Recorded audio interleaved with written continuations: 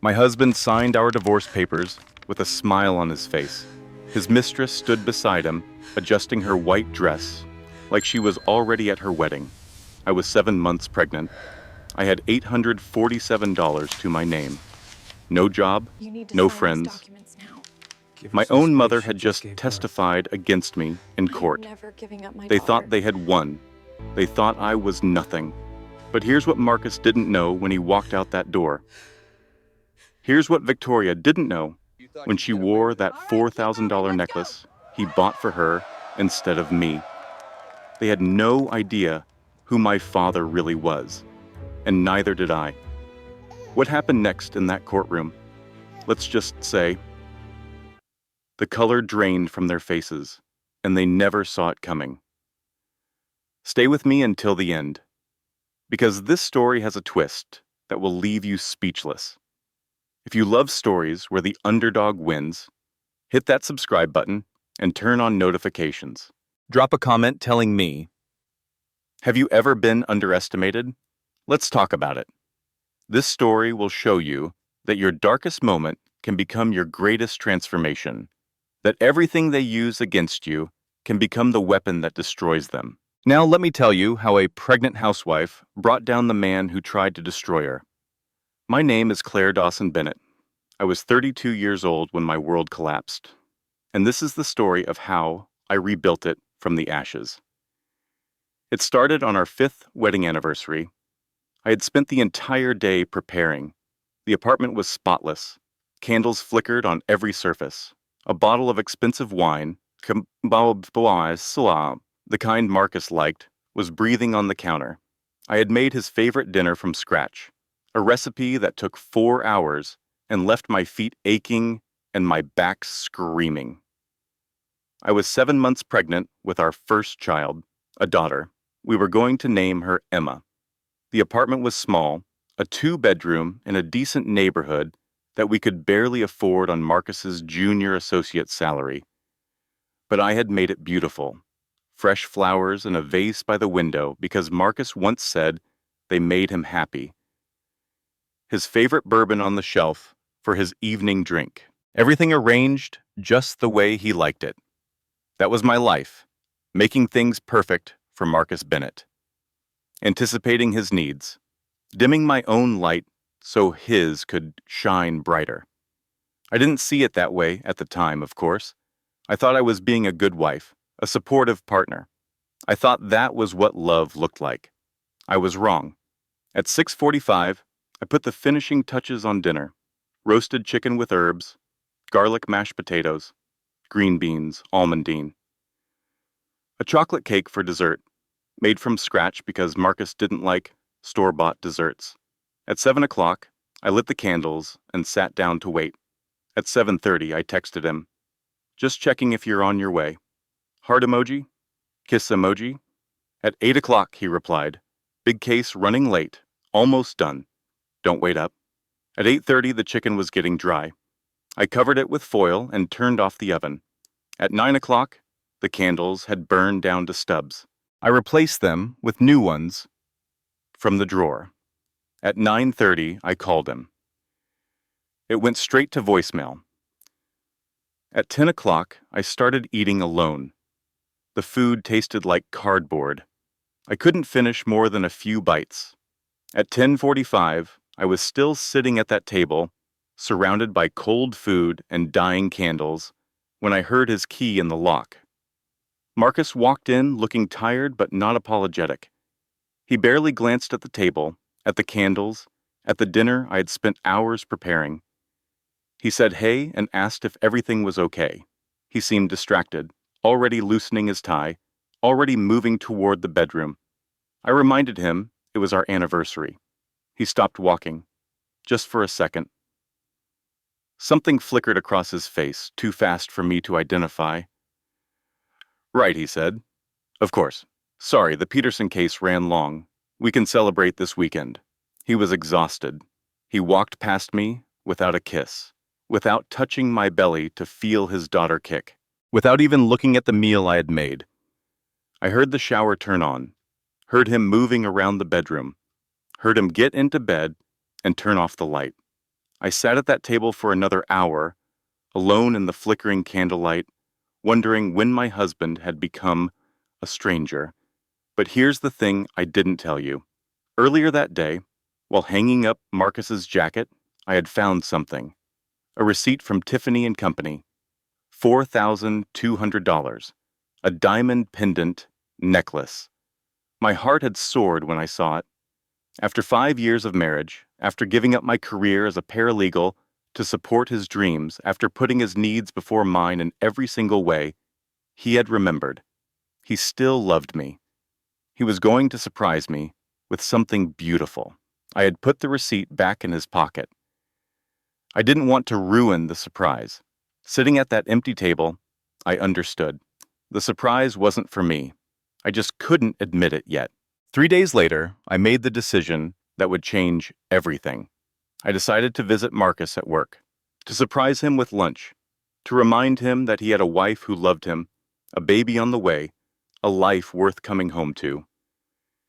Looking back, I think some part of me already knew what I would find. Some part of me needed to see it with my own eyes before I could accept it. The offices of Preston and Associates occupied the top 3 floors of a glass tower in downtown Chicago. Marcus had worked there since passing the bar exam 5 years ago. He was being considered for junior partner, the goal he had worked toward since law school. The dream I had sacrificed my own career to support. I had been to the office many times before, back when Marcus used to show me off at company events, back when he was proud to introduce me as his wife. The receptionist, Linda, knew me by name. She smiled and waved me through without a second glance. The elevator ride to the 23rd floor felt longer than usual. My daughter kicked as we rose like she could sense my nervousness. When I stepped off the elevator, Marcus's secretary was the first person I saw. Her name was Pamela. She was in her 50s, efficient and professional, always pleasant when I visited. Today she looked nervous. She stood up quickly when she saw me, her chair rolling back and hitting the wall. She said, "Mrs. Bennett." What a surprise. Mr. Bennett was in a meeting. Maybe I should wait in the lobby. I told her I would just peek in and drop off his lunch.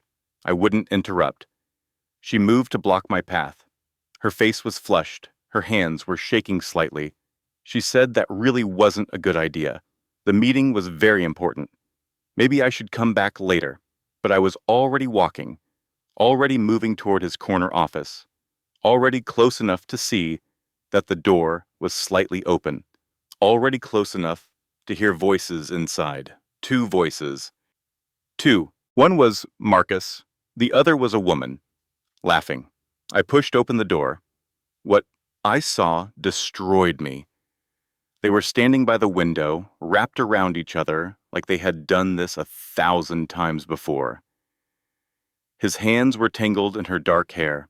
Her body was pressed against his in a way that left no doubt about their relationship.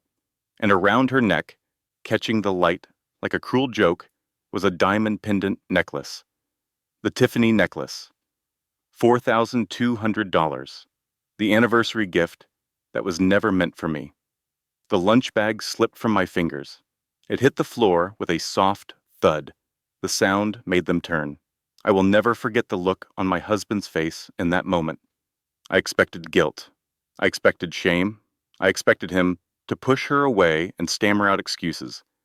Instead, he looked annoyed, like I was an inconvenience, like I had interrupted something important. The woman smiled. It was the coldest expression I had ever seen on a human face.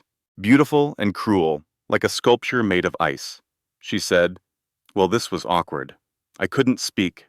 I couldn't move. I was 7 months pregnant, standing in my husband's office, watching my entire world collapse." She was stunning, tall and slender, with perfect bone structure and designer clothes that probably cost more than my entire wardrobe. She looked like she belonged in a magazine. I looked like I belonged in a maternity ward. Marcus sighed. He actually sighed like this was a burden for him. He said he was going to tell me this weekend. He wanted a divorce. He and Victoria were in love. Victoria. I learned her name from the way he said it, soft and reverent, the way he used to say my name. Victoria touched the necklace deliberately, making sure I saw it. Then she looked at my swollen belly with something like disgust. She said, maybe I should sit down. In my condition. The way she said condition made my stomach turn. Like my pregnancy was a disease. Like the child growing inside me was something shameful. But I didn't sit. I didn't cry. I didn't scream or throw things or make a scene. I turned around and walked out. Past Pamela, who wouldn't meet my eyes. Past Linda at the reception desk, who was suddenly very interested in her computer screen. Into the elevator, down 23 floors, through the marble lobby, onto the street. I made it 2 blocks before my legs gave out. I sat down on a bench in a small park, surrounded by strangers who had no idea that a woman's life had just ended, and I finally let myself cry. I cried for the future I thought I had, for the family I thought we were building. For the 5 years I had given to a man who was capable of looking at me with annoyance while his mistress wore the necklace I thought was mine. I cried until I had nothing left. And then I placed my hand on my belly and felt my daughter kick. She was still here. She was still mine. Whatever happened next, I had to survive for her. I didn't know it then, but that was the moment everything changed. That was the moment I stopped being Marcus Bennett's wife and started becoming someone else entirely, someone stronger, someone fiercer, someone who would burn his entire world to the ground. Marcus came home that night, but not for me. He came to pack. I was sitting at the kitchen table when he walked through the door, still wearing the same clothes from that morning. I had not eaten since the lunch I dropped on his office floor. I had not slept. I had sat in that chair for 6 hours, staring at nothing, trying to process what had happened. He did not look at me. He walked straight to the bedroom and pulled a suitcase from the closet. I could hear him opening drawers, removing clothes, folding them with efficient precision, like he had been planning this for weeks. Like he had rehearsed every movement. He probably had. I finally found my voice. It came out rough and broken, like I had swallowed glass. I asked him how long. How long had it been going on? He didn't stop packing. 8 months, he said casually, since Victoria transferred from the Boston office. He didn't plan for it to happen. It just did. She understood him in ways I never could. 8 months. Our anniversary was 5 years. He had been cheating for 8 months. Nearly 1/5 of our marriage had been a lie. I asked him what that meant. What did she understand that I didn't? He stopped packing then, turned to look at me for the first time since walking through the door. His expression was strange, something between pity and contempt. He walked toward me, slowly, like he was approaching something pathetic. Something beneath him. He said that was exactly the problem. The person I had become. When we met, I was interesting. I had a career, ambitions, opinions about things. Now I was just a pregnant housewife who waited for him to come home so I could ask about his day. I reminded him that I gave up my career for him. I supported him through law school debt. I worked double shifts at the law firm so he could study for the bar exam. I did everything he asked me to do. He smiled. It was not a kind smile. Exactly, he said.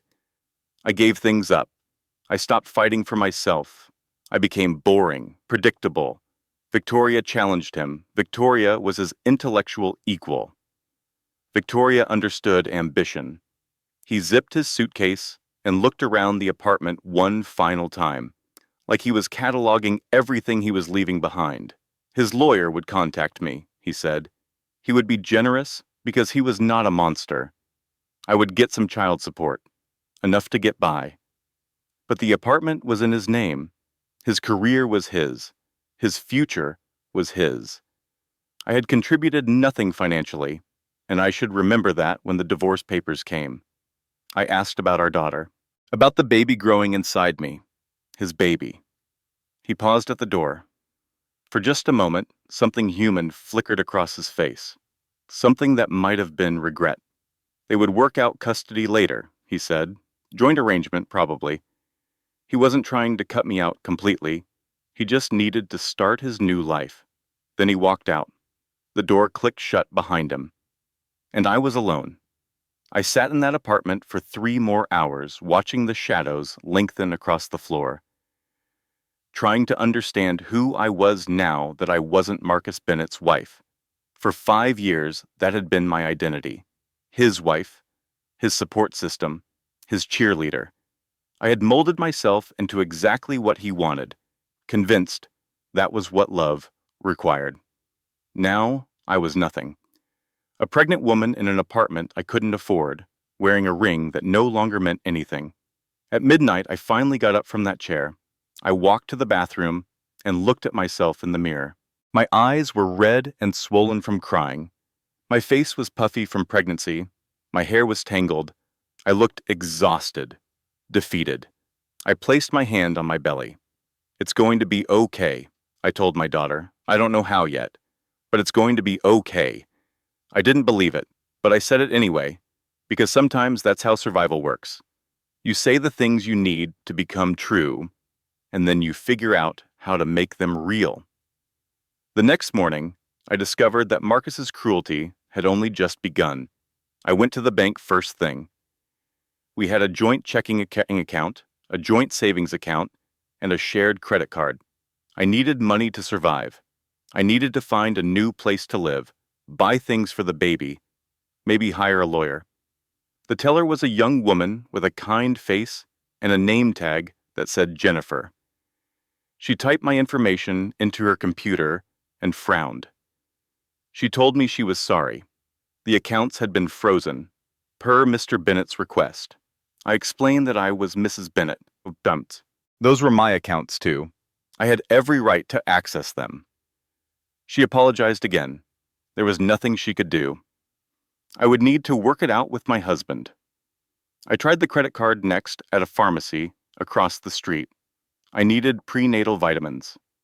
The card was declined. I called the credit card company from a payphone. The account had been closed, per Mr. Bennett's request. I called our health insurance company. My coverage had been terminated, effective immediately. Per Mr. Bennett's request, I was 7 months pregnant. I had no bank account, no credit, no health insurance, and no home.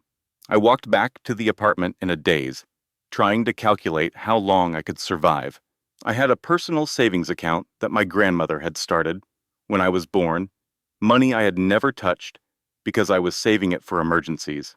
I checked the balance at an ATM, $847. That was everything I had in the world.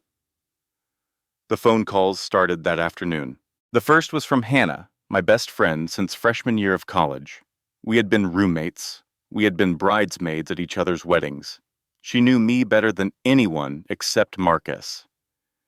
She was crying before I even said hello. She asked if it was true, if what Marcus was telling everyone was really what happened. I asked her what Marcus was telling everyone. She said he had screenshots, photos, evidence that I had been having an affair for months, that the baby might not even be his, that I was the one who destroyed the marriage. My blood went cold. I asked her what she was talking about, what screenshots, what photos. She said Marcus had shown her everything, text between me and some man, photos of us together, a whole timeline of my supposed affair.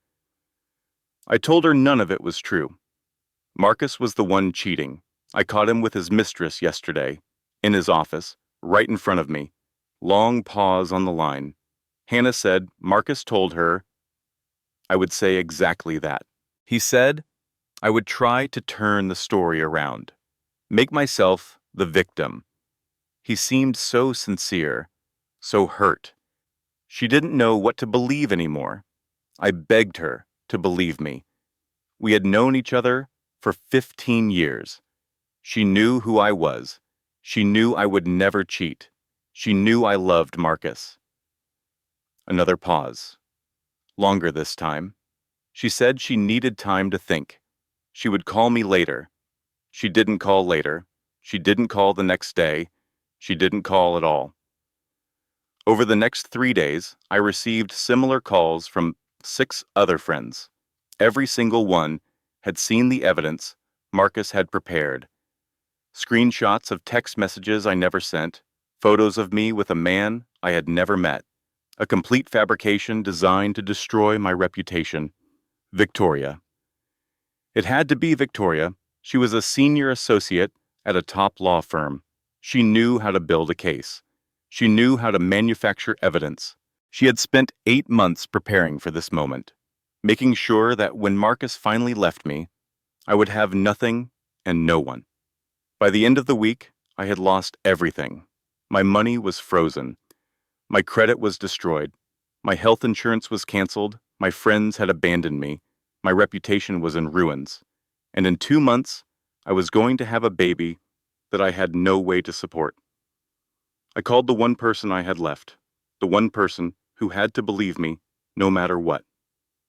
My mother, Diane Dawson, answered on the third ring. Her voice was warm and worried before I even said a word. She asked what was wrong. She always knew. I told her everything. Marcus, Victoria, the affair, the fabricated evidence, the frozen accounts, the canceled insurance, the friends who wouldn't believe me. Everything. She listened without interrupting. When I finished, she was quiet for a long moment. Then she said what she always said. Come home, baby. I don't have much, but I have a couch. We'll figure it out together. My mother lived in a small apartment in Columbus, Ohio. She worked as a housekeeper at a hotel, making barely enough to pay her own bills. She had nothing to offer me except love and a place to sleep. I almost said yes. I almost surrendered. I almost packed my bags and ran back to Ohio like a child running to her mother's arms. But something stopped me. A memory, 1,000 memories. My mother crying over bills. My mother working double shifts. My mother always struggling, always running, always accepting whatever crumbs life offered her. I had spent my entire childhood watching her be beaten down by circumstances. I had sworn I would be different. I would be stronger. I would never let anyone make me feel small, and here I was, about to do exactly what she would do. Run, hide, accept defeat. No. I told her I wasn't running. If I ran now, I would never stop. I was going to stay in Chicago. I was going to fight. She asked what I was going to fight with. I didn't have anything. I touched my belly, feeling my daughter move inside me. I told her I had enough. I didn't believe it, but I said it anyway. 3 weeks after Marcus walked out, I found myself sitting in the waiting room of the Legal Aid Society of Chicago. The room was exactly what you would expect from a place that served people who had nothing. Fluorescent lights that buzzed and flickered overhead. Plastic chairs bolted to the floor, uncomfortable by design. A water cooler in the corner that made strange gurgling sounds. Faded posters on the walls with messages about knowing your rights. The room was full of people. Single mothers with crying babies. Elderly men clutching crumpled documents. Women with bruises they tried to hide under long sleeves. Everyone looking exhausted. Everyone looking defeated. Everyone waiting for someone to tell them they still had options. I was 8 months pregnant now. The baby was due in 4 weeks. I had been living in a women's shelter on the west side, sharing a room with 2 other women and their children. I had not slept more than a few hours a night since Marcus left. I had lost 15 pounds because I couldn't keep food down. But I was still here, still fighting. That was all I had left. I had found the Legal Aid Society through a flyer at the shelter. Free legal help for people who couldn't afford attorneys. The waiting list was long. I had to arrive at 6 in the morning just to get a number. After 4 hours of waiting, they finally called my name. Robert Callahan was 55 years old, wearing a suit that had been nice about a decade ago. His office was tiny, barely bigger than a closet, overflowing with files and papers and empty coffee cups. He had gray hair that needed cutting and tired eyes that had seen every sad story the world had to offer. He gestured for me to sit, asked me to tell him my situation. Most people, I think, would have told him a sob story. They would have cried and begged and explained how unfair everything was. They would have thrown themselves on his mercy and hoped for the best. I did not do that. Instead, I reached into my bag and pulled out a folder. It was organized, tabbed, color-coded, annotated with sticky notes in 3 different colors. 3 years as a paralegal had taught me how to build a case, how to document evidence, how to present information clearly and compellingly. Just because I had given up my career didn't mean I had forgotten how to do it. I told Robert I worked as a paralegal for 3 years before I got married. I knew how to keep records. His eyebrows rose slightly. He took the folder and began flipping through it. I explained what I had compiled. Bank statements proving I contributed to household expenses for the first 2 years of our marriage, before Marcus asked me to quit my job and focus on supporting his career. Records showing I paid off $40,000 of his law school debt using an inheritance from my grandmother. Emails from Marcus explicitly discussing his plan to keep all the marital assets. Text messages between Marcus and Victoria, accidentally forwarded to his regular phone, revealing their affair and their scheme to leave me with nothing. Robert stopped flipping. He looked at the text messages carefully. I continued. I was also 8 months pregnant. My husband had frozen all joint accounts, canceled my credit cards, and terminated my health insurance while I was carrying his child. He had fabricated evidence of an affair to destroy my reputation with our friends. I had documentation of everything. Robert set down the folder. He looked at me differently now, not with pity, with something closer to respect. He said most people who came through that door had nothing. They had been beaten down for so long they didn't even know what to fight for anymore. I was different. I told him I didn't have money, but I had a brain, and I was not going to let Marcus take my daughter. He nodded slowly. Then he smiled. It was the first genuine smile I had seen in 3 weeks. He said we should get to work. Over the next 3 days, Robert and I prepared our case. He filed emergency motions while I organized evidence. He made phone calls while I wrote summaries. We worked 18-hour days, fueled by coffee and determination. Robert explained the situation to me in blunt terms. Marcus had money and connections. He had hired Stephen Wright, one of the most expensive divorce attorneys in Chicago. Stephen was known for being ruthless, for burying opposing parties in paperwork and motions until they gave up out of exhaustion. We didn't have those resources. What we had was documentation, evidence, the truth. Sometimes, Robert said, that was enough. The emergency hearing was scheduled for a Tuesday morning. I barely slept the night before. I lay on my cot at the shelter, staring at the ceiling, running through everything that could go wrong. Marcus's lawyer would attack my credibility. He would present the fabricated evidence of my affair. He would paint me as a gold digger, a cheater, an unfit mother. I had to be ready for all of it. At 6 in the morning, I put on the only professional outfit I owned, a simple navy blue dress that still fit over my pregnant belly. Flat shoes, because I couldn't manage heels anymore. My hair pulled back neatly, minimal makeup. I looked at myself in the shelter's cracked bathroom mirror. I looked tired. I looked scared, but I also looked determined. I told my reflection that we were going to win. I didn't believe it, but I said it anyway. The courthouse was intimidating. Marble floors, high ceilings, important-looking people in expensive suits walking past like they owned the place. Robert met me at the entrance. He looked almost as tired as I did. Marcus arrived 10 minutes later. New BMW, parked in the reserved section.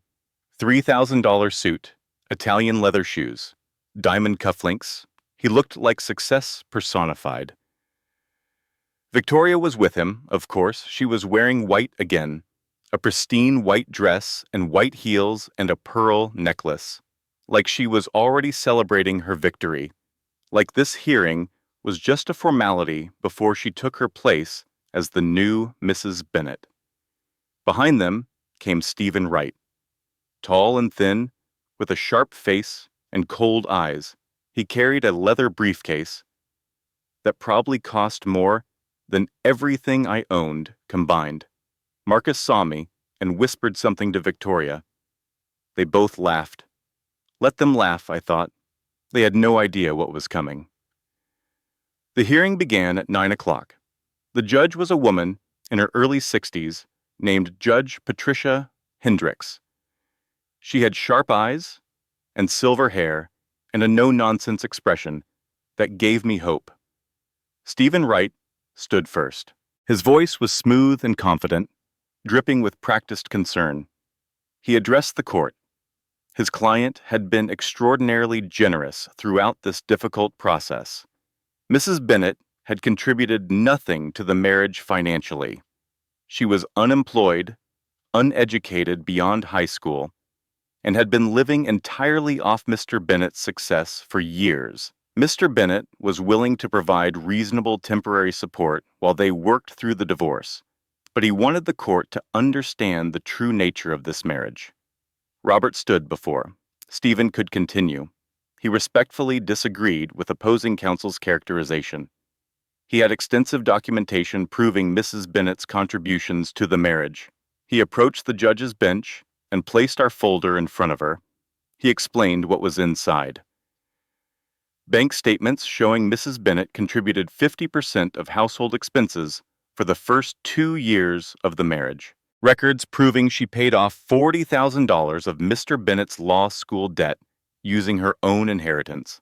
Documentation of her career, sacrifice at Mr. Bennet's explicit request to support his advancement. Judge Hendricks began reading through the documents. Robert continued. Mrs. Bennet was 8 months pregnant. Her husband had frozen all joint accounts, canceled her credit cards, and terminated her health insurance while she was carrying his child. He would submit that these actions constituted financial abuse and should be considered when determining temporary support. Stephen Wright tried to object. This was an emergency hearing about asset access, not a character trial. Judge Hendricks held up her hand. She would decide what was relevant. She spent several minutes reading through our documentation. Her expression grew darker with each page. Finally, she looked up. She addressed Marcus directly. Did he cancel his pregnant wife's health insurance? Stephen Wright answered for him. That was a paperwork error that was being corrected. Judge Hendricks' eyes narrowed. She asked if Mr. Bennet also accidentally froze all joint accounts and canceled all credit cards. Stephen Wright said those were standard procedures during divorce proceedings to protect marital assets. Judge Hendricks turned to Robert. Did Mrs. Bennet have any other source of income or support? Robert explained I was living in a women's shelter. I had $847 to my name. I was due to give birth in 4 weeks. Judge Hendricks was silent for a long moment. Then she delivered her ruling. Accounts unfrozen, she said. Mrs. Bennet was entitled to full access to all marital assets during the divorce proceedings. Health insurance restored immediately. Mr. Bennet would ensure coverage was reinstated within 24 hours. Temporary spousal support of $2,500 per month, effective immediately. And one more thing.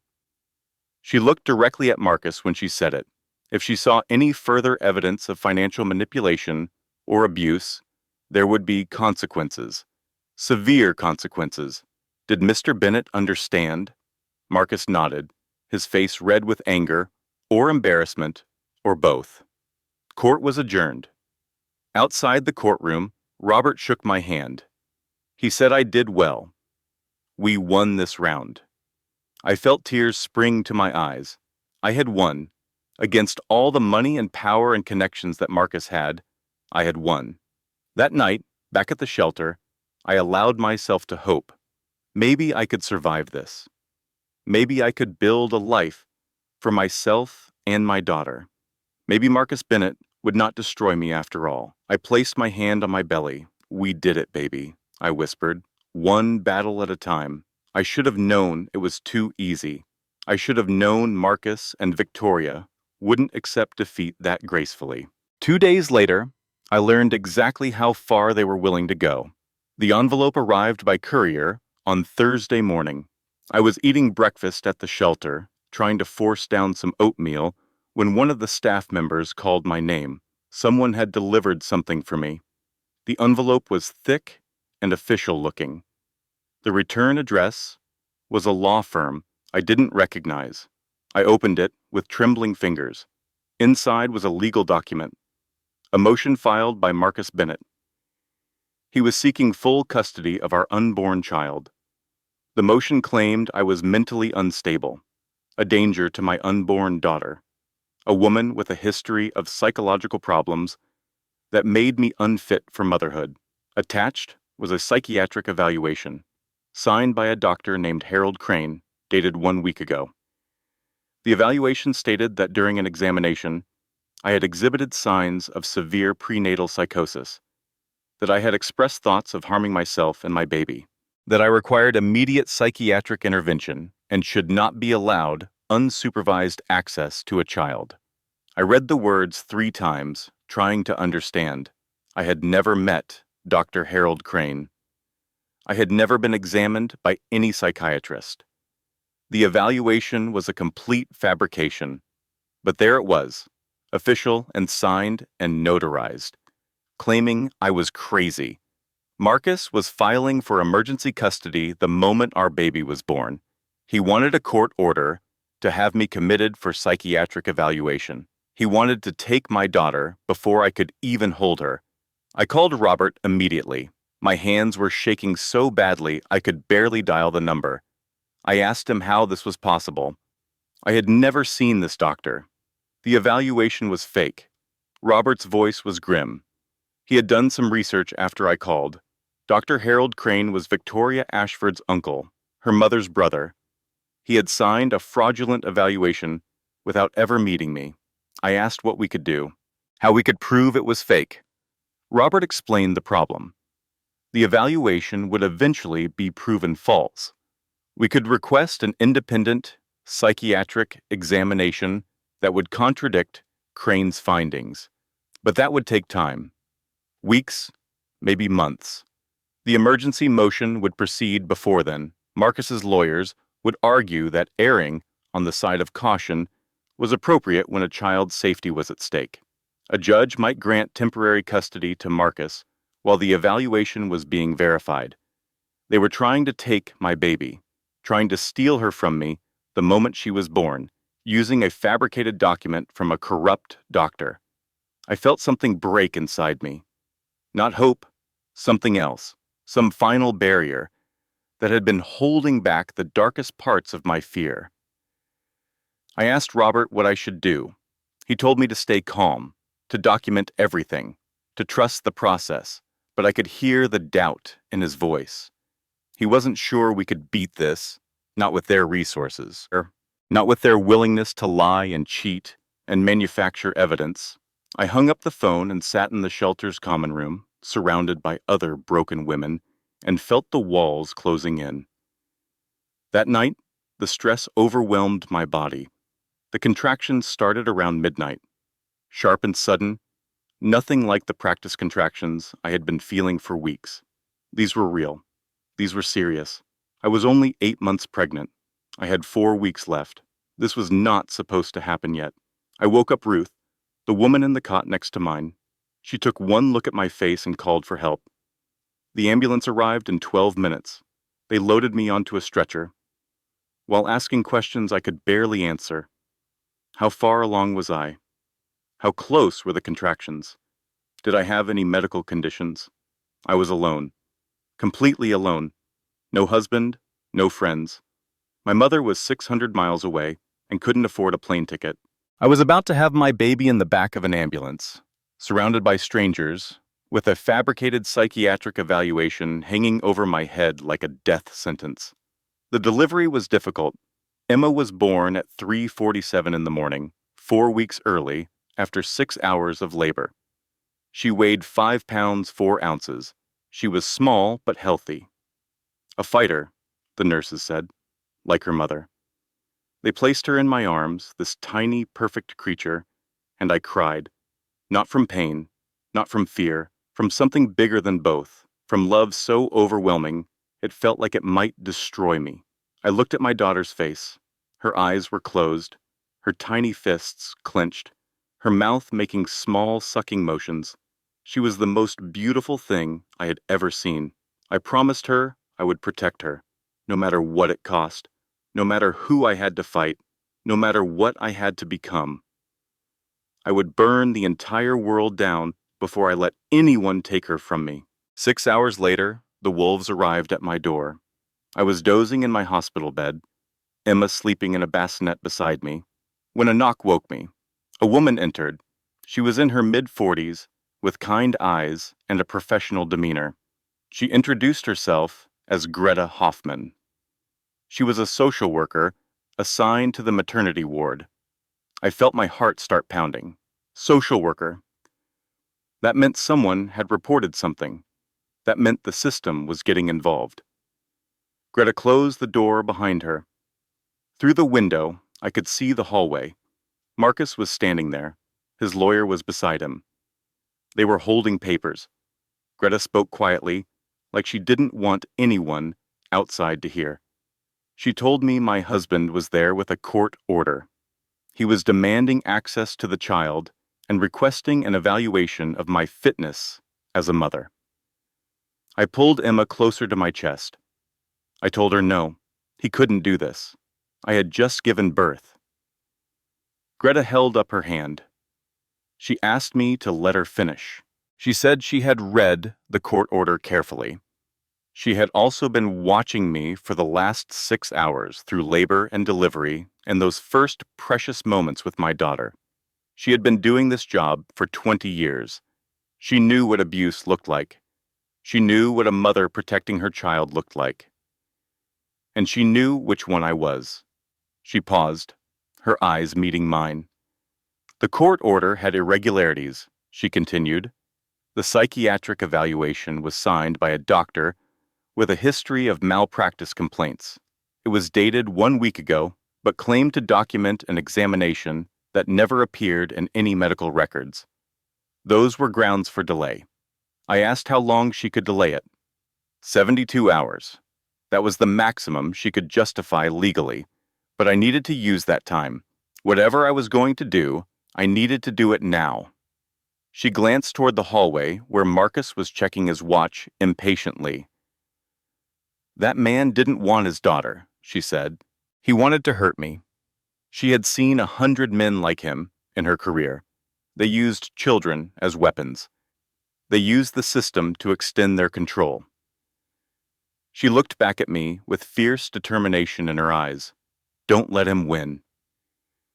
After she left, I lay in that hospital bed, holding my newborn daughter, trying to think through the fog of exhaustion and pain and fear. 72 hours, 3 days, that was all the time I had. I had just given birth. I was exhausted beyond words. I had no money, no resources, no support system. And Marcus Bennett, with his expensive lawyers and fabricated evidence and connected mistress, was coming for my baby. I looked down at Emma, sleeping peacefully against my chest, so small, so innocent, completely unaware that her life had already become a battleground.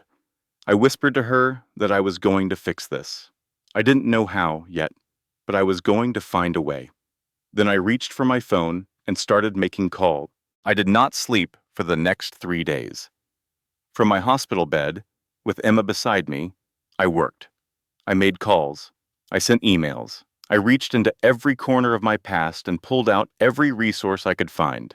Maybe you know what that feels like. That moment when you're backed into a corner with no obvious escape, and something inside you catches fire. When desperation transforms into determination. When the person you used to be burns away and someone new rises from the ashes. That was what happened to me in that hospital room. The first call I made was to Janet, a paralegal I had worked with before my marriage. We had been close once before I let my whole world shrink down to Marcus Bennett. I hadn't spoken to her in 3 years. She answered on the fourth ring, her voice surprised. I didn't waste time on pleasantries. I told her I needed help. I needed information on Victoria Ashford, anything she could find. Janet hesitated. She said she had heard rumors about what happened, about Marcus leaving me, about the affair I supposedly had. She wasn't sure what to believe. I told her the truth, all of it. The real affair between Marcus and Victoria, the fabricated evidence of the frozen accounts, the fraudulent psychiatric evaluation, the custody motion, everything. When I finished, Janet was quiet for a long moment. Then she said she would see what she could find. She called back 4 hours later. Victoria Ashford had been cut off from her family 5 years ago, Janet reported. The Ashfords were old money from Boston, very old money, the kind that usually kept their scandals quiet and their dirty laundry hidden.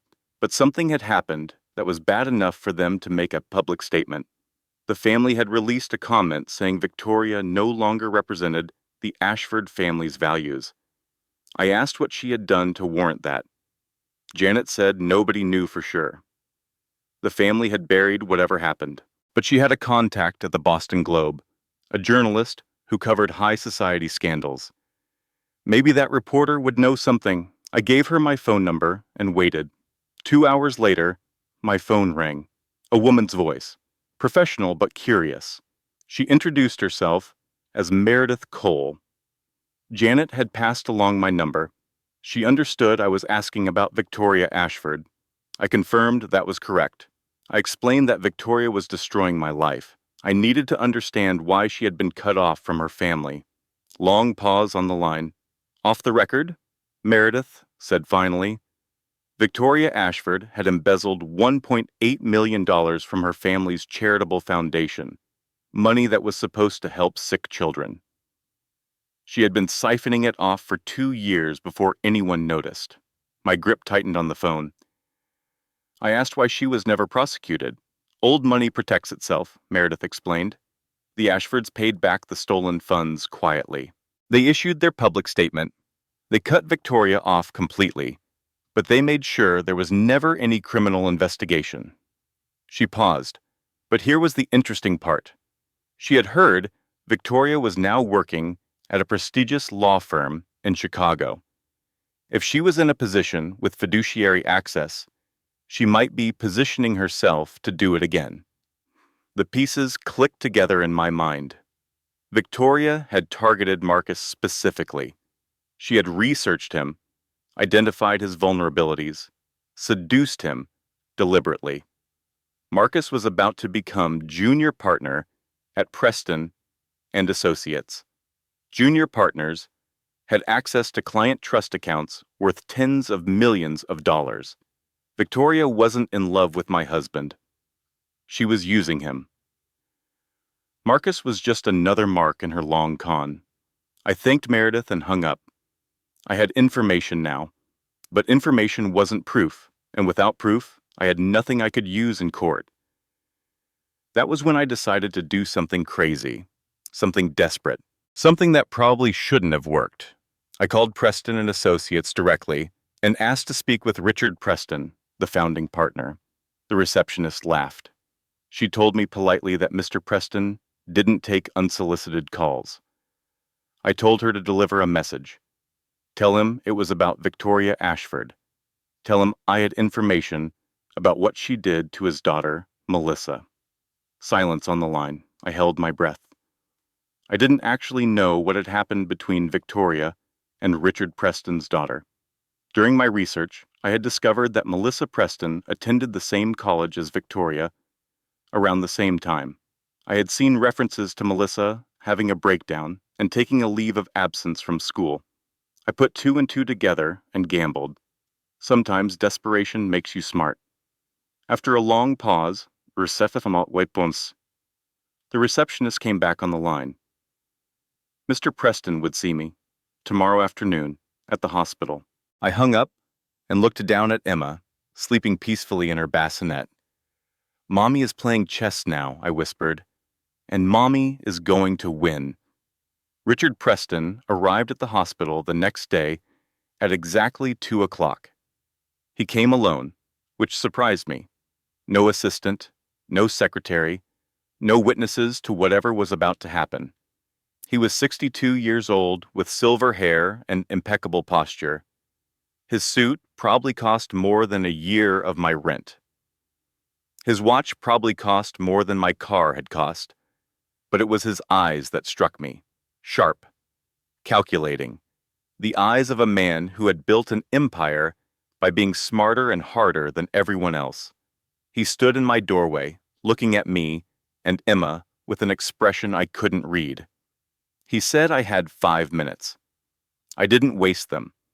I told him Victoria Ashford was cut off from her family 5 years ago for embezzling $1.8 million from their charitable foundation. She targeted my husband specifically because he was about to become junior partner at Preston's firm. Once Marcus had access to client trust accounts, Victoria was going to steal from them and disappear. Marcus would take the fall, and Preston and Associates' reputation would be destroyed. Richard's expression didn't change. He said that was speculation. I agreed. I didn't have proof yet, but he had something I didn't have. He had access to his own firm's systems. He could monitor Victoria's activity. He could catch her in the act. He asked why he would help me. I played my only card, because of Melissa. Something shifted in his face, a crack in the impenetrable facade. I continued, Victoria and Melissa were college roommates. When Melissa discovered Victoria cheating on an exam, Victoria retaliated. She spread rumors that Melissa was sleeping with professors for grades. She destroyed Melissa's reputation systematically and deliberately. Melissa had a complete breakdown. She tried to take her own life. Richard's voice was ice. He asked how I knew that. I told him I was a paralegal. I knew how to research, but more importantly, I knew that he had been waiting for a chance to destroy Victoria for years. He couldn't prove what she did to Melissa, but embezzlement from client trust accounts? That he could prove, and that would send her to prison. Long silence. Richard studied me with new eyes, like he was reassessing everything he thought he knew. He said, I should have been a lawyer. I told him I gave up that dream for Marcus, and look where it got me. He straightened his jacket and moved toward the door. He would look into it, he said. If I was right, and he believed I was, they would handle this together. But he wanted me to understand something. He wasn't doing this for me. He was doing it for his daughter. I told him I didn't care why he was doing it. I just needed Victoria and Marcus to burn. He almost smiled. On that, he said, we agreed. After he left, I looked at the clock. 32 hours left of my 72 hours. The trap was being set. But I still needed to survive the custody hearing. I picked up my phone and started calling everyone who might testify to the truth about Marcus Bennett. One by one, I assembled my army. 2 weeks after Emma was born, I was living in a women's shelter on the south side with my daughter. The shelter was crowded and noisy and smelled like industrial cleaner. I shared a room with 2 other women and their children. Privacy was non-existent. The beds were hard, the food was bland, but Emma and I were safe, and safe was all that mattered. Robert Callahan visited me every few days with updates on the custody case. Richard Preston's IT team had been monitoring Victoria's computer activity at the firm. She had already accessed the client trust account system multiple times, probing the security, testing her access levels. Richard had accelerated Marcus's promotion to junior partner. Victoria thought she had won. She thought the hard part was over. She had no idea she was walking into a trap. Meanwhile, I was preparing for the custody hearing scheduled for the following Monday. Over the past 2 weeks, I had built a case that I hoped would destroy Marcus's credibility forever. I had tracked down witnesses who had seen the truth, ordinary people, not powerful or connected, but people who knew what they had seen and were willing to say it under oath. First was Terrence, the Uber driver. He had driven Marcus and Victoria to hotels at least a dozen times over the past 8 months. He remembered them clearly because Victoria was rude to him and Marcus overtipped out of embarrassment. Terrence was happy to testify. Next was Charlotte, a saleswoman at Tiffany & Company. She had sold Marcus the diamond necklace. She remembered him bragging that it was for his future wife, not his current wife. So, his future wife. She thought it was sleazy at the time. She remembered every word. Then there was Mrs. Patterson, an elderly widow who lived in our apartment building. She spent most of her time in the lobby, watching people come and go. She had overheard Victoria telling Marcus, "Once we get the partnership money, we are gone." Mrs. Patterson didn't like Victoria, said the woman had mean eyes. She was eager to testify. Finally, I had reached out to Patricia Bennett, Marcus's estranged older sister. Patricia and Marcus hadn't spoken in 5 years. When their mother was dying of cancer, Marcus had manipulated the old woman into changing her will. He got the house, the savings, everything. Patricia got nothing. When I called and explained who I was and what Marcus had done to me, Patricia laughed, a bitter, knowing laugh. "Of course he did," she said. "That was exactly who Marcus was. He had been manipulating people his whole life, finding their weaknesses and exploiting them. She had watched him do it since they were children. I asked if she would testify against him. She said she would do anything to see her brother get what he deserved.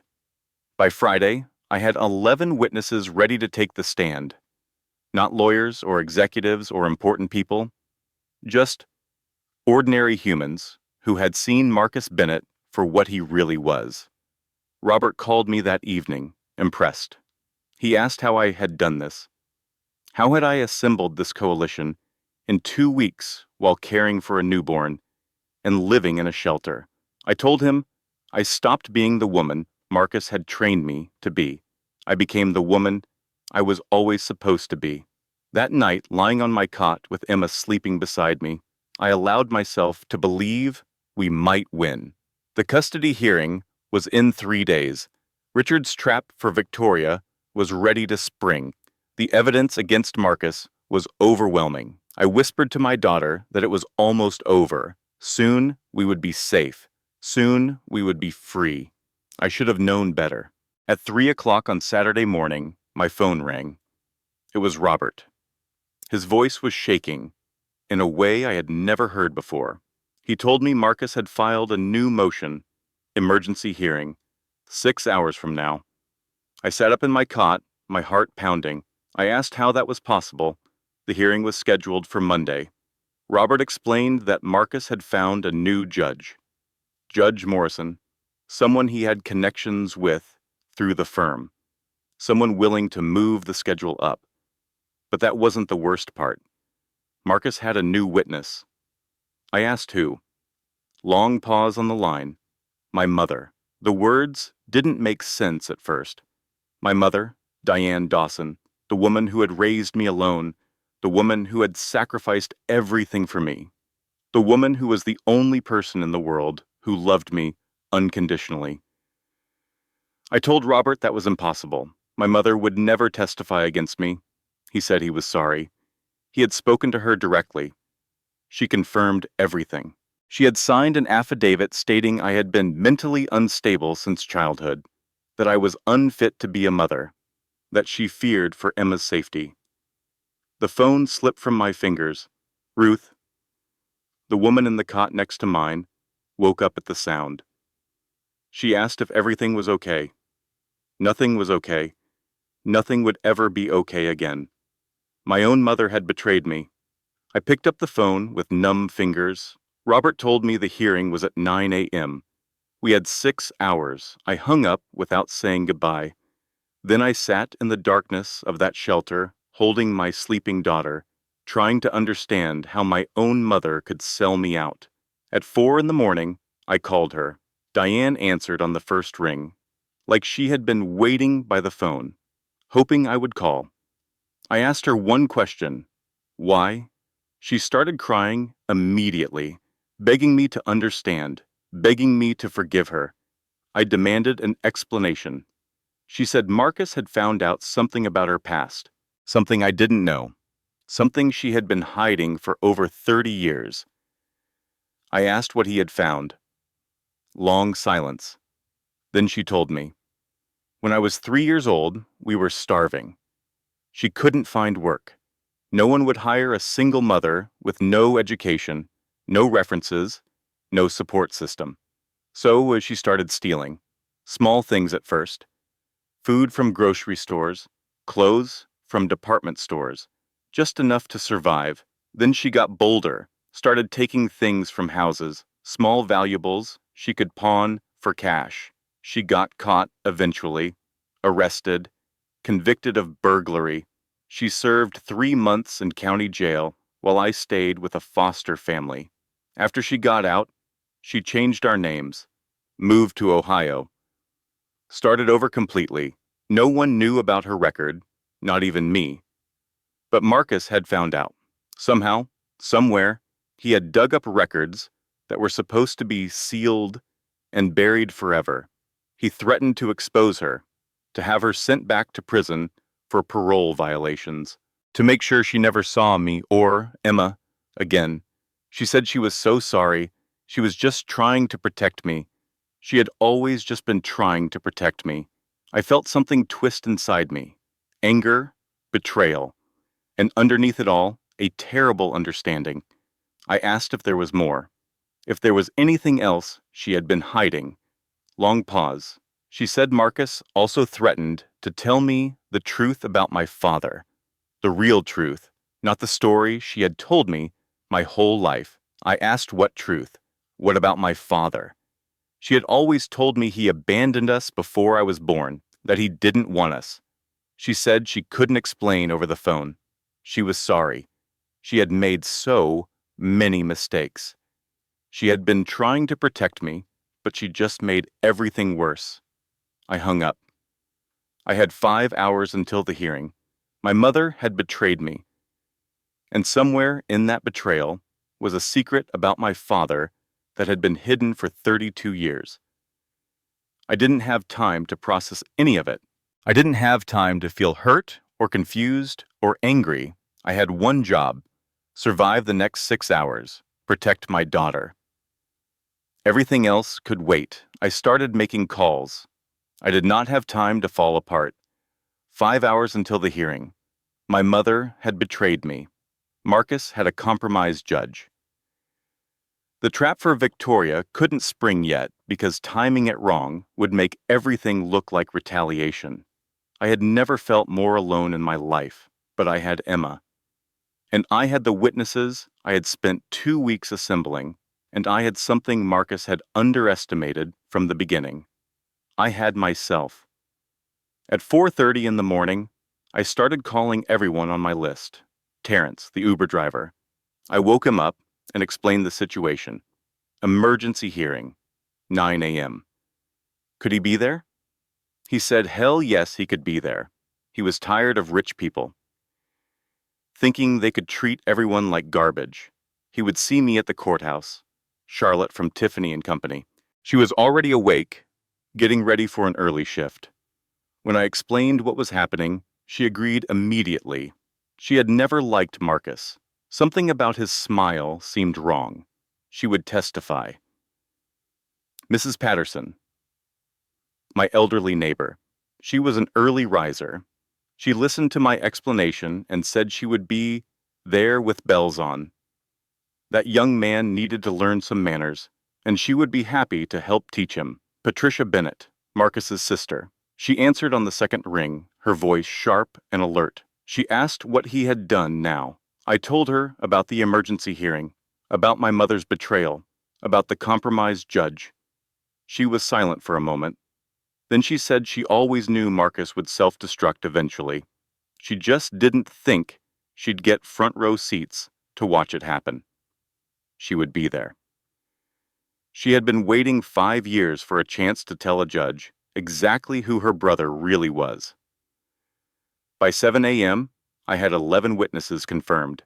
Ordinary people willing to stand up and tell the truth. Robert called me at 7:30, amazed. He asked how I had managed it.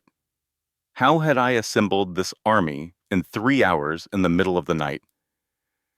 I told him I stopped underestimating myself. I stopped believing what Marcus had spent 5 years telling me, that I was nothing without him, that I had no power, that I should be grateful for whatever crumbs he offered.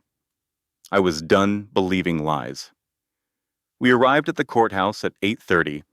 I was carrying Emma in her car seat. She was only 2 weeks old, still so small and fragile. But she was there with me. My reason for fighting, my reminder of what I was protecting. I was wearing the same navy dress I had worn to the first hearing. It was the only professional outfit I owned. I hadn't slept in over 24 hours. I hadn't eaten since the day before.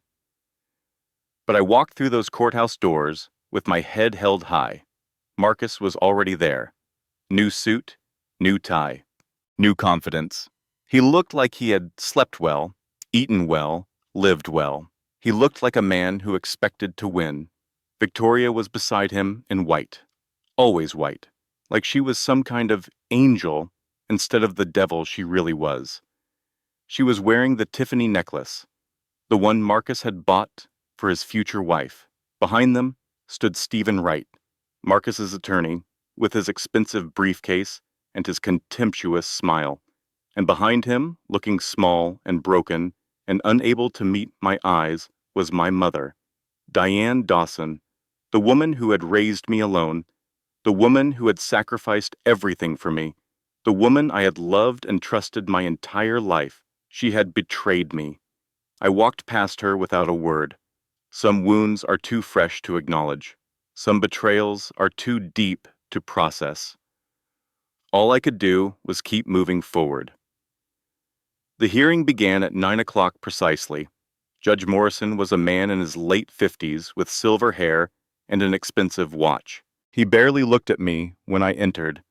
He spent the first 5 minutes chatting amicably with Stephen Wright about golf. My heart sank. This was a setup.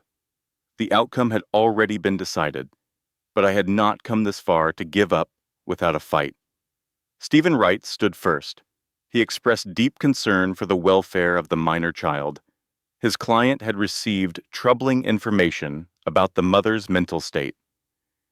A psychiatric evaluation from a respected doctor indicated significant concerns. The child's own grandmother had confirmed a history of instability.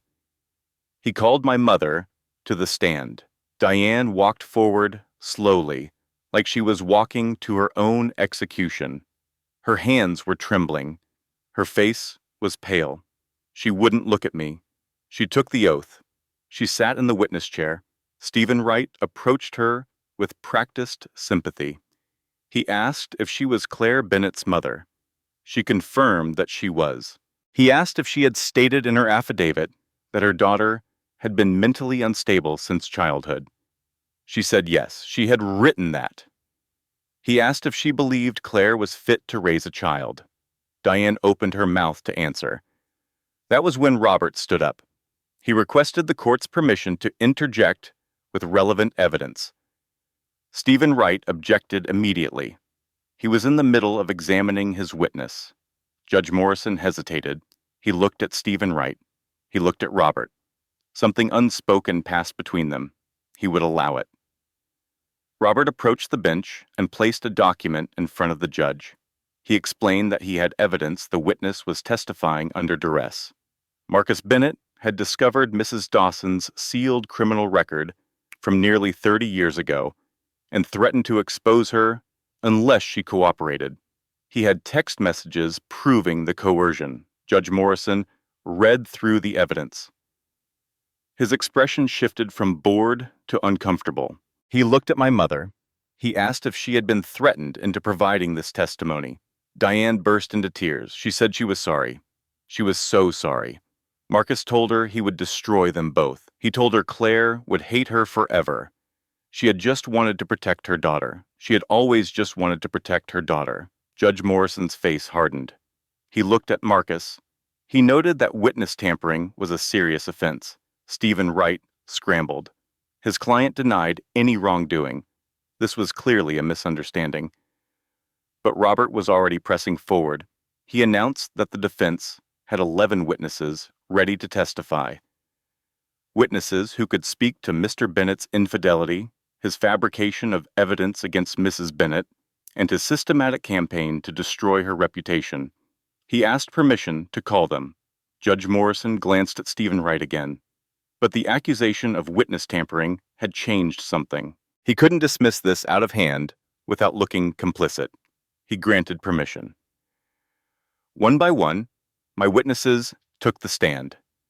Terrence, the Uber driver, described the multiple trips he had driven Marcus and Victoria to hotels throughout the city. Charlotte from Tiffany & Company testified about Marcus bragging that the necklace was for his future wife. Mrs. Patterson recounted the conversation she had overheard about getting the partnership money and leaving. And Patricia Bennett, Marcus's own sister, delivered the most devastating testimony of all. She described her brother's lifelong pattern of manipulation. She explained how he had stolen their mother's inheritance while the woman was dying. She detailed his history of lying, cheating, and destroying anyone who got in his way. Stephen Wright tried to discredit her. He pointed out her estrangement from Marcus. He suggested her testimony was motivated by revenge. Patricia agreed. It was revenge, and it was also the truth. Both things could be true. Marcus's face had gone from confident to worried to panicked over the course of 2 hours. Victoria had stopped smiling. She was gripping Marcus's arm with white-knuckled intensity. Then Robert made his final move. He requested permission to call one final witness, Richard Preston. The courtroom went silent. Marcus went pale. Victoria's hand flew to her throat. Richard Preston walked in, silver-haired, impeccably dressed, radiating authority and power, the most respected attorney in Chicago, walking into a custody hearing like it was a corporate boardroom. Judge Morrison sat up straighter. Whatever corrupt arrangement he had with Stephen Wright, he couldn't ignore Richard Preston. Richard took the stand. He testified that he was the founding partner of Preston and Associates. Both Mr. Bennett and Mrs. Ashford were employees at his firm. He was there to provide relevant context about their characters. He produced documents. 3 weeks ago, he explained, his IT department had detected unauthorized access to client trust accounts. The access came from Victoria Ashford's credentials. She had been systematically probing the systems, preparing to embezzle approximately $12 million. Victoria jumped to her feet. She shouted that he was lying, that he couldn't prove anything. Judge Morrison ordered her to sit down or be held in contempt. Richard continued calmly. Ms. Ashford had a history. 5 years ago, she embezzled $1.8 million from her own family's charitable foundation. Her family covered it up and disowned her. She came to Chicago, reinvented herself, and spent 3 years positioning herself to do it again. He turned to Marcus. Mr. Bennett was not the mastermind here, Richard explained. He was the mark. Ms. Ashford had leverage over him. She had discovered that he falsified evidence in a case 3 years ago. She had been blackmailing him ever since. Marcus was shaking. He tried to speak. Richard cut him off. The FBI had been notified, Richard announced. Both Marcus and Victoria were facing federal charges. The courtroom erupted, and in the middle of the chaos, the doors opened one more time. An elderly man entered the courtroom. He was tall and distinguished, with white hair and an impeccably tailored charcoal suit. Two younger attorneys flanked him, each carrying expensive leather portfolios. He walked with the quiet confidence of someone who had nothing to prove. The chaos in the courtroom subsided. Everyone turned to look at this new arrival. He approached the bench with measured steps. He apologized for the interruption. His name was Theodore Walsh. He represented the Hartley Trust. He was there regarding a matter that concerned Mrs. Claire Bennett. I felt my heart stop. Marcus looked confused. Stephen Wright looked confused. Even Robert looked confused. Theodore Walsh continued. He had been searching for Mrs. Bennett for 2 years, since her father died. I couldn't speak. My father? The man who abandoned me before I was born? I found my voice. I told him my father left before I was born. I never knew him. Theodore shook his head gently. That was what my mother had told me. It was not the truth. He approached me slowly, respectfully. The courtroom was completely silent. Every eye was on us. My biological father, he explained, was William Hartley, founder and CEO of Hartley Technologies. I felt the world tilt. William Hartley. Even I knew that name. He had built one of the largest technology companies in the country. He had been a billionaire many times over before his death. Theodore continued. William Hartley did not abandon me. My mother took me and disappeared when I was 18 months old. William spent 30 years searching for me. He hired private investigators. He followed every lead. He never gave up hope of finding his daughter. I couldn't breathe. William Hartley died 2 years ago, Theodore said. In his will, he left his entire estate to, and he quoted directly, my lost daughter, Claire, whom I have never stopped searching for, whom I have never stopped loving. He placed a document in front of me. The Hartley Trust had been working to locate me since William's death. They found me 3 months ago, just as my divorce proceedings began. They had been verifying my identity and monitoring my situation, waiting for the appropriate moment to make contact. He paused, his eyes kind. The DNA verification was complete. I was William Hartley's daughter. I was his sole heir. I looked at the document, at the DNA results printed clearly on the page, at the number at the bottom, $6.2 billion. I looked up. I looked at Marcus. His face was a mask of horror, of disbelief, of dawning recognition of everything he had thrown away. I looked at Victoria. She looked like she was about to be sick. I looked at my mother, still sitting in the witness chair, tears streaming down her face. She had known. She had known all along, and she had kept this secret for 32 years. Theodore Walsh's voice was gentle. I had fought this entire battle, believing I had nothing, he said. I had won through my own courage, intelligence, and determination, but he wanted me to know that my father never forgot me. He loved me until the day he died, and he would have been very proud of the woman I had become. I started to cry, not from sadness, from something I couldn't name. Relief, grief, joy, the overwhelming weight of everything that had happened in the past few months, crashing over me all at once. I had a father who looked for me, a father who loved me, a father I would never get to meet. And I had won. I had beaten Marcus before I knew about any of this. Without the money, without the power, without anything except my own stubborn refusal to be destroyed. I wiped my eyes and looked at Judge Morrison. My husband was seeking half of my assets in the divorce, I said. I assumed he would want to recalculate. The courtroom erupted in laughter, nervous laughter, astonished laughter. The kind of laughter that happens when reality becomes too strange to process any other way. Even Judge Morrison smiled. Marcus looked like he had been shot. Judge Morrison took 30 minutes to review all the evidence, the witness tampering, the fraudulent psychiatric evaluation, the affair, the embezzlement scheme, the FBI investigation. Then he delivered his verdict. He had seen a lot in 20 years on the bench, he said. He had never seen anything quite like this. He addressed Marcus and Victoria directly.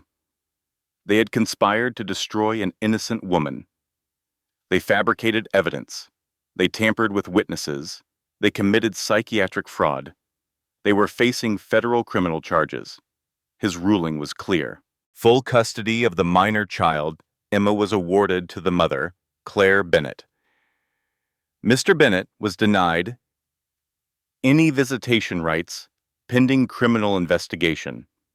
Mr. Bennett was ordered to pay maximum child support under state guidelines. A permanent restraining order was issued against both Mr. Bennett and Mrs. Ashford. The fraudulent psychiatric evaluation was stricken from the record. Dr. Harold Crane was referred to the medical board for investigation. He turned to Marcus. Mr. Bennett had a wife who loved him, the judge said, who sacrificed for him, who built her world around supporting his dreams, and he threw it away for a con artist who saw him as nothing more than a mark. He hoped, in whatever prison cell Mr. Bennett ended up in, he would have plenty of time to reflect on that. He banged his gavel. Court was adjourned. As Marcus and Victoria left the courtroom, FBI agents were waiting in the hallway. They announced that Marcus Bennett and Victoria Ashford were under arrest for conspiracy to commit wire fraud, embezzlement, and multiple counts of witness tampering. Victoria screamed at Marcus as they put her in handcuffs. This was his fault. She had planned everything perfectly. He was supposed to be smarter than this. Marcus tried to respond. Victoria cut him off. She didn't want to hear it. She had wasted 3 years on him. He was supposed to be her way out. The agents led them away. Victoria was still screaming as she disappeared down the corridor. She had done everything right. She had picked him specifically. She was going to disappear and live like a queen. Now it was all ruined. Her words echoed through the marble halls. Her confession, shouted in front of dozens of witnesses, would be played at her trial. Marcus said nothing. He just looked at me as they led him past. His eyes were filled with regret and disbelief and horror at everything he had lost. I said nothing back. Some things don't require words. I stood in that courtroom, holding my daughter, surrounded by the witnesses who had helped me win. It was over. I had survived. The trials took 7 months. Victoria Ashford represented herself. She fired 3 attorneys for what she called incompetence. She believed no one could present her case as brilliantly as she could. She was wrong. The evidence against her was overwhelming. Digital records of her accessing the trust accounts, her courtroom confession played for the jury in all its screaming desperation, testimony from Richard Preston, records from her family's charitable foundation, and Marcus's testimony, given in exchange for a reduced sentence. Marcus told the jury everything. How Victoria had approached him at a firm event. How she had flattered him, seduced him, made him feel important. How she had discovered his secret, the evidence he had falsified in a case 3 years earlier, and used it to control him. How she had orchestrated everything, from the affair to the divorce to the custody battle. He painted himself as her victim. The jury didn't buy it. Victoria's verdict came first. Guilty on 14 counts of wire fraud, embezzlement, conspiracy, and witness tampering. Sentenced to 15 years in federal prison. Ordered to pay $4.2 million in restitution. Permanently disbarred from the practice of law. When the verdict was read, Victoria stood perfectly still. She didn't cry. She didn't protest. She just stared at the jury with cold, dead eyes. Then she turned to look at Marcus in the gallery. She said he had ruined her. She had spent 3 years building this plan. She had chosen him specifically because he was weak and ambitious and easy to manipulate. and he had destroyed everything. The guards led her away. Her family released a public statement officially disowning her. Her mugshot went viral across social media. The headline read, "The perfect lawyer was a con artist. In prison, she tried to manipulate the other inmates the way she had manipulated everyone else. It didn't go well." She received 0 visitors in her first year. Her appeal was denied. She will be 44 when she's released. She will have nothing, no money, no family, no career, no one waiting for her. Marcus's trial was shorter. He had cooperated fully with prosecutors, testifying against Victoria in exchange for a lighter sentence. His attorney argued that he was a victim too, manipulated by a master con artist. The prosecutor argued that Marcus Bennett was a willing participant who had been planning to flee the country with stolen money while his ex-wife and daughter were left with nothing. The jury deliberated for 3 days. Guilty on 7 counts of conspiracy, fraud, perjury, and witness tampering. Sentenced to 6 years in federal prison. Permanently disbarred from the practice of law. Ordered to pay maximum child support from any future income. A permanent restraining order meant he could never contact me or Emma. When the verdict was read, Marcus cried, not tears of remorse, tears of self-pity. He couldn't believe this was happening to him. He couldn't understand how his perfect life had fallen apart. His former colleagues refused to acknowledge him. The BMW was repossessed. The apartment was seized. His sister Patricia testified at his sentencing, describing a lifetime of manipulation and cruelty. From prison, Marcus wrote me letters. He apologized. He begged. He claimed he had always loved me. He said Victoria had manipulated him, had twisted his mind, had made him do terrible things. He wanted forgiveness. He wanted a second chance. I never read past the first line. I never responded. He was released after 4 years for good behavior. Unable to practice law, he found work at a car wash, then at a grocery store, then at a call center. Each job lasted a few months before something went wrong.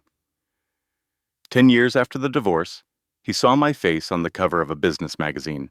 The headline read, "Billionaire philanthropist Claire Hartley Bennett's foundation has helped 10,000 domestic abuse survivors." He tried to contact me. The restraining order still applied. He died at 58 of a heart attack. Alone in a studio apartment, nobody found his body for 3 days. I did not attend the funeral. Dr. Harold Crane, the psychiatrist who signed the fraudulent evaluation, lost his medical license. I sued him for defamation, and he settled for $1.2 million. Criminal charges for fraud earned him 18 months in prison. He died 3 years after his release, professionally disgraced. Stephen Wright, Marcus's attorney, was investigated by the bar for knowingly presenting fraudulent evidence. He was censured, but not disbarred. His reputation, however, was destroyed. He lost 80% of his clients. His firm dissolved. Last I heard, he was practicing personal injury law out of a strip mall office in the suburbs. Judge Morrison, who had been prepared to hand my daughter to Marcus on a silver platter, was investigated for corruption. 3 other cases were overturned based on evidence of improper relationships with attorneys. He resigned from the bench to avoid disbarment. Every person who helped Marcus try to destroy me paid a price. Every single one.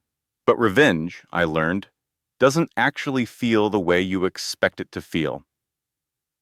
There was no satisfaction in watching them fall, no joy in their suffering, just a quiet relief that they could never hurt anyone else the way they had tried to hurt me. The person whose fate mattered most to me wasn't any of them. It was my mother. 1 month after the trials ended, I sat down with my mother in a small diner near the women's shelter where I had once lived. We hadn't really talked since that day in the courtroom. There was too much pain between us, too many secrets, too many years of lies. But I needed to understand. I needed to know the truth about my father, about why she had run, about everything she had been hiding for 32 years. She looked older than I remembered, smaller somehow. Like the weight of everything had compressed her. I asked her to tell me the truth, all of it, from the beginning. She took a deep breath and began. She met my father, William Hartley, when she was working as a waitress in San Francisco. He was young then, just starting his company. Not yet rich, but ambitious, driven. They fell in love. She got pregnant with me, but his family, the Hartleys, were old money. East Coast aristocracy with roots going back generations. They hated her, called her a gold digger, a fortune hunter. When I was born, they tried to take me away. They hired lawyers. They threatened her. They made it clear that they would use every resource at their disposal to prove she was unfit. So she ran. Changed our names. Moved to Ohio. Disappeared. I asked why she never told me the truth. Because she was ashamed, she said, ashamed of running, ashamed of lying, ashamed of denying me a father who loved me. I asked why she was so afraid of his family. She was quiet for a long moment. Then she told me the part she had never told anyone. When I was a baby, William's mother came to see her. Alone, without lawyers or threats, she offered Diane $1 million to disappear forever, to take me and vanish and never contact William again. Diane refused. The next day, she found evidence that someone had been in her apartment. Nothing was missing, but things had been moved. A warning. A week later, she received an anonymous letter. It contained photographs of her, of walking to work, buying groceries, picking me up from daycare. Someone had been following her. That was when she understood. The Hartleys weren't going to stop. They would never stop. They had money and power and generations of practice at destroying anyone who got in their way. She ran because she was terrified. She stayed hidden because she believed it was the only way to keep me safe. I asked about my father. Did he know? Did he try to stop his family? She said she didn't know. She never talked to him again after she left. She assumed he had moved on, started a new family, forgotten about her, but she was wrong. Theodore Walsh had told me the truth. William Hartley spent 30 years looking for me. He hired private investigators. He followed every lead. He never married, never had other children. He waited his entire life for a daughter who had been stolen from him. He died 2 years ago, still searching, still hoping. I would never get to meet him. I sat across from my mother in that worn diner booth, trying to process everything. She had lied to me my whole life. She had denied me a father who loved me. She had made choices out of fear that changed the course of my entire existence. But she had also raised me alone, sacrificed everything for me, gone to prison rather than let me starve, done the best she could with the hand she was dealt. I could hate her forever for the lies, or I could forgive her and move forward. I chose to forgive. I told her I understood why she did what she did. It wasn't right, but I understood. She was young and scared and facing impossible choices. She did what she thought she had to do to protect me. She sobbed, said she didn't deserve my forgiveness. I told her maybe not, but I needed her. Emma needed her grandmother.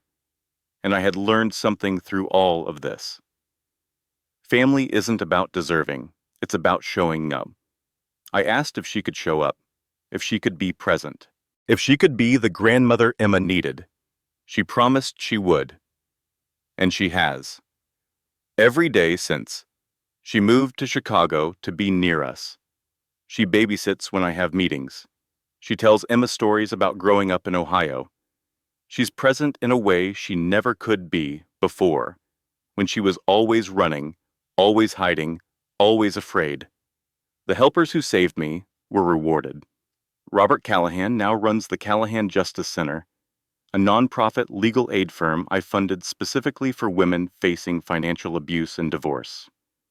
In its first year, it helped over 400 women escape situations like mine. Greta Hoffman, the social worker who bought me 72 hours in that hospital, became the executive director of my foundation. She helps design programs for women in crisis. She's brilliant at it. Patricia Bennett, Marcus's sister, became Emma's godmother. She and I developed a genuine friendship built on our shared experience of surviving Marcus's manipulation. She remarried and had a child of her own. Our families spend holidays together. Richard Preston retired from his firm 2 years after the trials. His daughter Melissa, finally in recovery, met me once. She thanked me for making Victoria pay. I told her, Victoria destroyed herself. I just made sure she couldn't destroy anyone else. And me? I went back to school, law school, part-time, while raising Emma. It took 4 years, but I wanted to finish what Marcus had taken from me. I wanted to prove that I could have been his equal, his better. I passed the bar on my first try. I don't practice law, but I have the degree. I earned it. I wrote a book, a memoir about everything that happened. I called it The Woman You Underestimated. It spent 32 weeks on the bestseller list. The money went to my foundation. The Hartley Foundation has distributed over $800 million to causes including domestic abuse survivors, single mothers, and legal aid for women. We employ 200 people. We've helped tens of thousands of families. It's the best thing I've ever done. 3 years ago, I got married again. His name is David Miller. He's a pediatric surgeon at Chicago General Hospital. We met at a foundation fundraiser. He was there because his hospital was one of our grant recipients. He had no idea who I was. We talked for 3 hours that night. He made me laugh for the first time in months. He asked for my number without knowing my last name. Our first date was coffee at a diner near the hospital. He paid with quarters he dug out of his jacket because he forgot his wallet. I didn't tell him about the money, not then. When he eventually found out, he asked if that meant dinner was on me. I knew then he was different. He saw me, not dollar signs. We got married in a small ceremony in my mother's backyard in Ohio. Just family, just friends, no photographers, no press. We have a son now. His name is William, after my father. He's 2 years old and looks exactly like his namesake. Emma is 6, smart, kind, fearless. She knows her biological father was someone who made bad choices, but I've never spoken badly about Marcus to her. When she's older, I'll tell her the whole story. For now, David is her dad. That's all she needs. Our home is a brownstone in Lincoln Park. 4 bedrooms, a garden. Emma's playroom filled with art supplies. William's room decorated with dinosaurs. On my study wall hangs a photograph of my father at 30. He has my eyes, my stubborn chin. I tell Emma and William about him every night. I tell them their grandfather loved them before they were born. I have to believe that's true. Maybe you've been where I was, backed into a corner with no obvious escape, told you were worthless by someone who should have loved you, stripped of everything you thought defined you. If you have, I want to tell you something. You are not nothing. You are everything. And when you're ready to fight, there are people waiting to fight beside you. It was a Tuesday morning in September when Maria showed up at my door. She was 28, exhausted, terrified. She was holding a baby. Behind her was a single suitcase. She asked if I was Claire Bennett, the one from the news, the one with the foundation. Her husband had taken everything. Her money, her friends, her family. He said she was crazy. He had a doctor who signed papers saying she was unfit. He was trying to take her son. I looked at this woman. I saw myself 6 years ago, pregnant, terrified, alone. I opened my door wider. I told her to come in, to sit down.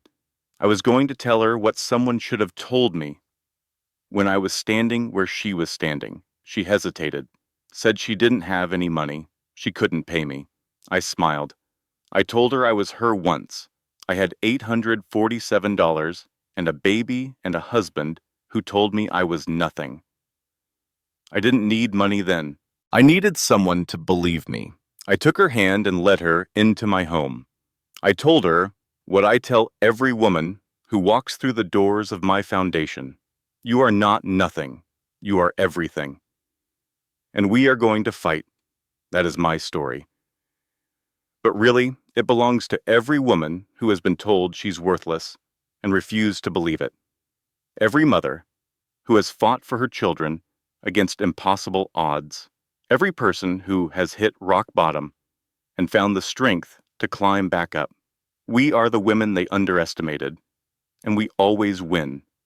Remember this, your worth is not determined by how others treat you. It's determined by how you rise when they try to break you. If this story touched your heart, hit that like button. If you know someone who needs to hear this message, share it with them. Subscribe and turn on notifications so you never miss a story of courage and redemption. Drop a comment below. What's one moment when someone underestimated you? I read every single one. This content was carefully researched, crafted, and manually edited by our team to bring you meaningful lessons and inspiration. Every story we share is designed to empower, uplift, and remind you of your own strength. Thank you for staying until the end.